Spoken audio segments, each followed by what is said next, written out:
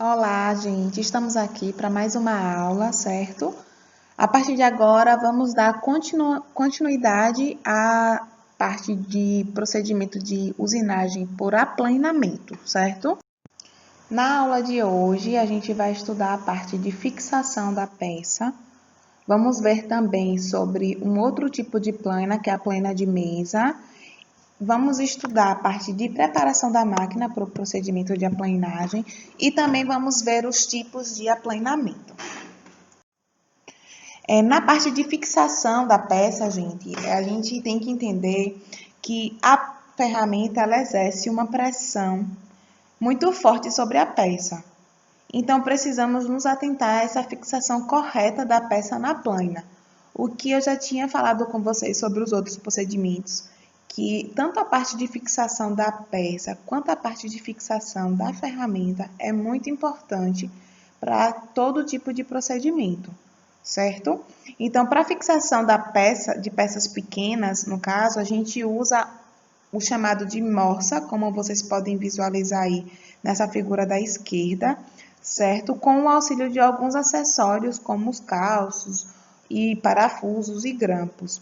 Já para as peças maiores, no caso, elas são presas diretamente na máquina, justamente com o auxílio desses acessórios de calços, cantoneiras, parafusos ou grampos também. Isso aí vai depender do tipo de peça, certo? Então, a gente vai escolher o tipo de fixação mais adequada.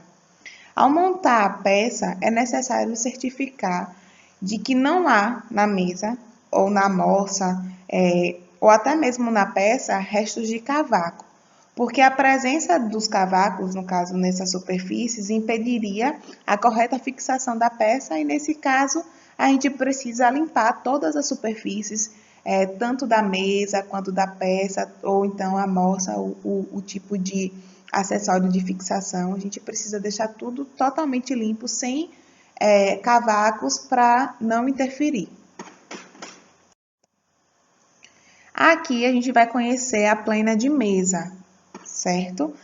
Na plana de mesa, ela executa os mesmos trabalhos que a plana limadora, podendo também ser adaptada para fresamento e retificação. Vai depender muito. Ela é muito versátil, essa plana, certo? O corpo da plana de mesa é superior a 1000 milímetros, né? No caso que a gente já pode ver totalmente diferente da plana limadora, principalmente horizontal, que o curso dela é até 600 milímetros. Usina qualquer superfície de peças como colunas e bases de máquina, barramentos de torno, blocos de motores a diesel. No caso aí, a gente pode usinar várias peças, várias superfícies de peças grandes também, não só as peças pequenas, certo? A gente pode utilizar nessa plana de mesa. No caso aí, as ferramentas podem ser usadas 4 ferramentas diferentes, né? Que podem estar realizando operações simultâneas. E as peças são fixadas diretamente sobre a mesa por meio dos dispositivos diversos, aqueles mesmos dispositivos que a gente viu anteriormente, que é a parte de grampos, cantoneiras, de calços, tudo isso a gente fixa, é usado para fixar a peça nessa mesa aí da plana. A gente tem aqui uma vista, né, para vocês conhecerem melhor onde é localizado cada componente dessa plana, né. No número 1, a gente tem o corpo dela. No 2, temos a coluna. No 3, temos a ponte. No 4, a gente pode visualizar ali, temos os cabeçotes com porta-ferramenta, certo? O 6, a gente tem a mesa. E o 5 é onde a peça é posicionada. Para fazer a preparação de máquina, a gente precisa seguir algumas regras, certo? A gente pode observar aí na parte da altura da mesa, ela deve ser regulada de modo com que o porta-ferramenta fique aproximadamente 5 milímetros acima da superfície a ser aplanada.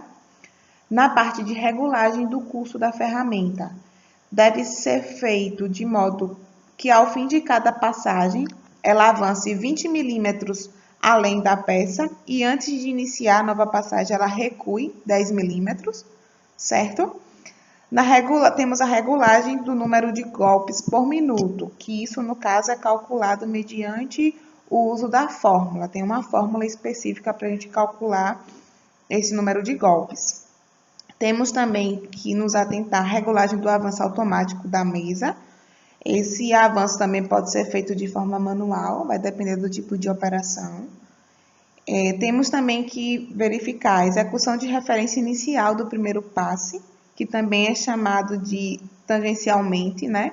Isso é feito descendo a ferramenta até encostar na peça e acionando a plana para que ela faça um risco de referência, certo? Temos também que fazer o zeramento do anel graduado do porta-ferramenta e estabelecimento da profundidade do corte. E depois de fazer todos esses ajustes aí, a gente faz o acionamento da plana e a execução da operação. Temos aqui alguns tipos de aplanamento, certo? Temos o aplanar horizontalmente, a superfície plana e superfície paralela, que produz a superfície de referência, que permite obter faces perpendiculares e paralelas. Temos aqui também um outro tipo de aplanar, que é a superfície plana em ângulos. O ângulo ele é obtido pela ação de uma ferramenta submetida a dois movimentos, que é o movimento de corte, que é o vai e vem, e o outro de avanço manual, no cabeçote da porta-ferramenta. Temos também aqui aplanar verticalmente a superfície plana, que combina dois movimentos, um longitudinal da ferramenta e o outro vertical, da ferramenta ou da peça, o que produz superfícies de referência e superfícies perpendiculares da peça de grande comprimento, como guias de mesa ou guias de máquina. Temos também o procedimento de aplanar estrias, certo? Que nesse caso eles produzem sulcos iguais, equidistantes, né? Com a mesma distância, sobre uma superfície plana, por meio da penetração de uma ferramenta de perfil adequado. As estrias elas podem ser paralelas ou cruzadas e estão presentes em mordentes de moças de bancada ou grampos de fixação. Temos também aqui a parte de aplanar rasgos, que produz sulcos por meio de movimentos longitudinais de corte e verticais alternados, que seriam os movimentos de avanço da ferramenta, de uma ferramenta especial. Isso aí é utilizado uma ferramenta especial para a gente fazer essa parte dos rasgos. Aqui, gente, eu botei alguns detalhes, destaquei alguns detalhes importantes, né, para vocês visualizarem. No caso, a ferramenta possui dois cursos, um de trabalho ou de corte e um vazio, que é o de retorno, né? Que é aquela ferramenta que vai e vem, que um é a parte cortante e o outro é a ferramenta, ela não produz nada, só retorna. O tempo de curso de corte, ele é maior que o tempo de retorno, então a ferramenta leva muito mais tempo para cortar, né, do que para retornar. O comprimento de corte é ajustado através do deslocamento do pino excêntrico preso na engrenagem de transmissão. E a regulagem de avanço e da profundidade de corte está associada à potência disponível na máquina. Então, isso aí vai depender do tipo de máquina que vamos estar trabalhando. Aqui eu coloquei alguns exemplos para vocês visualizarem, né? Temos aí algumas chavetas, algumas engrenagens, alguns sulcos. Então, assim, para vocês verem e poder se familiarizar no tipo de procedimento e tipo de peça que pode ser executado nesse procedimento de aplanamento. Muito obrigada pela atenção de vocês. Aqui a gente acaba mais uma aula, certo? Também concluímos o assunto de aplanamento. Você vê que é um assunto muito simples comparado ao de torneamento e o de fresamento, né? É um procedimento mais tranquilo de se executar também, certo? Então, na próxima aula, a gente vai estudar sobre a parte de furação. Então, nos vemos lá. Obrigada pela atenção de vocês.